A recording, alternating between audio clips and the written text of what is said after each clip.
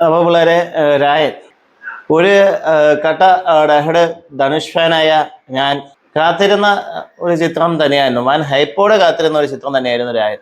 രണ്ട് ഗാനങ്ങൾ, ഒന്ന് ധനുഷിന്റെ 50-ാമത്തെ ചിത്രം, രണ്ട് ധനുഷ് പാപ്പാടിക്ക് ശേഷം സംവിധാനം ചെയ്തു. ചിത്രത്തിൽ ധനുഷിനോടൊപ്പം സുന്ദീപ് കിഷൻ, കാളിദാസ് ജയറാം, അപർണ ബാലമുരളി, ശെൽവരാഘവൻ, എസ് സൂര്യ തുടങ്ങി മികച്ച താരങ്ങൾ, മികച്ച കഥാപാത്രമായി തന്നെയുണ്ട്. ഇദ്ദേഹത്തിലെ ഫേവററ്റ് എലമെന്റ്സ് എന്ന് പറഞ്ഞു കഴിഞ്ഞാൽ ശെൽവരാഘവൻ ഒരുപാട് കാലങ്ങളായി ഒരുപാട് നല്ല സിനിമകൾ സംവിധാനം ചെയ്തും കുറേ കൊച്ചു ചിത്രങ്ങളിൽ നല്ല വേഷങ്ങൾ ചെയ്തും ശെൽവരാഘവൻ തമിഴ് സിനിമയിലുണ്ട്. ധനുഷിന്റെ ചേട്ടനാണ്.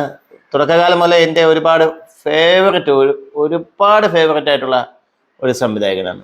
ഈ സിനിമയിൽ ശെൽവരാഘവൻ നല്ലൊരു മുഴുനീള വേഷത്തിൽ നല്ല രീതിയിൽ എന്നെ ചെയ്തു. നല്ലൊരു കഥാപാത്രമായിരുന്നു അത്. പിന്നീട് എസ് സൂര്യ വൻ ഹൈപ്പ്, എസ് സൂര്യനെ ക്രിയേറ്റ് ചെയ്ത് വെച്ചിട്ടുള്ള ഒരു ഹൈപ്പിന് ഒത്ത രീതിയിൽ വന്നിട്ടില്ല എങ്കിലും രണ്ടാം പകുതിയൊക്കെ എസ് സൂര്യ തന്നെയാണ് സിനിമ വാച്ചബിളാക്കി നിലനിർത്തുന്നത്. പിന്നീട് സുന്ദീപ് കിഷൻ ഫസ്റ്റ് ഹാഫിൽ ആ ഒരു കഥാപാത്രമായിട്ട് ചേർന്ന് ആ ഒരു മതിയെങ്കിലും സെക്കൻഡ് ഹാഫ് വന്നിട്ട് സുന്ദീപ് കിഷൻ ആയാലും ശരി, കാളിദാസ് ജയറാമായാലും ശരി അല്ല വധിച്ചു കൊന്നു.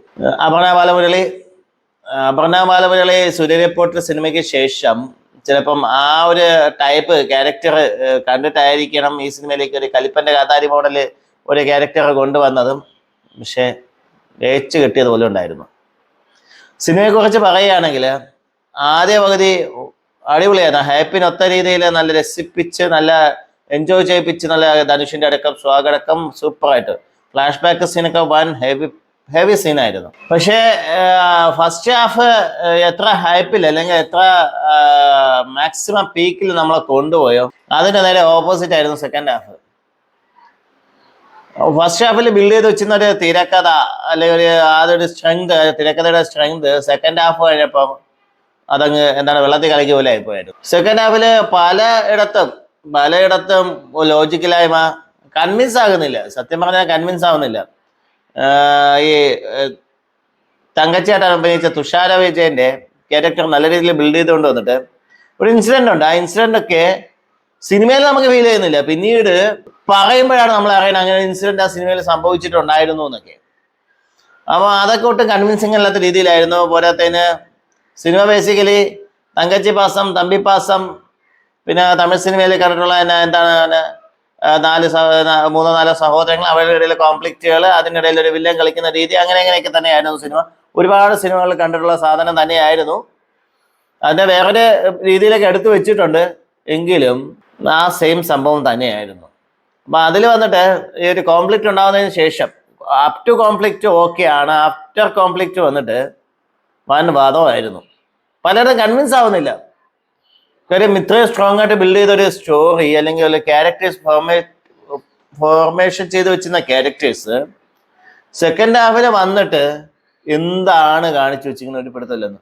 എക്സെപ്റ്റ് ധനുഷും എസ് സൂര്യയും മാത്രമാണ് സിനിമ ഇത്രയെങ്കിലും പിടിച്ചു നിർത്തുന്നത്. ധനുഷിന്റെ ഒരു ക്യാരക്ടർ ആ സ്വാഗം സ്റ്റൈലും അധികമൊന്നും സംസാരിക്കുന്നില്ല. ധനുഷ് അധികമൊന്നും സംസാരിക്കേണ്ട ആവശ്യം വരുന്നില്ല. കാര്യം ഇത് ഫ്ലാഷ് ബാക്ക് സീനിൽ ധനുഷിന്റെ കുട്ടിക്കാലം ചെയ്ത് വെച്ചിരുന്ന കുട്ടി തന്നെ എന്താണ് ധനുഷിന്റെ ക്യാരക്ടർ ത്രൂ ഔട്ട് മൂവിയിൽ നിന്ന് ബിൽഡ് ചെയ്ത് വെച്ചിട്ടുണ്ട്.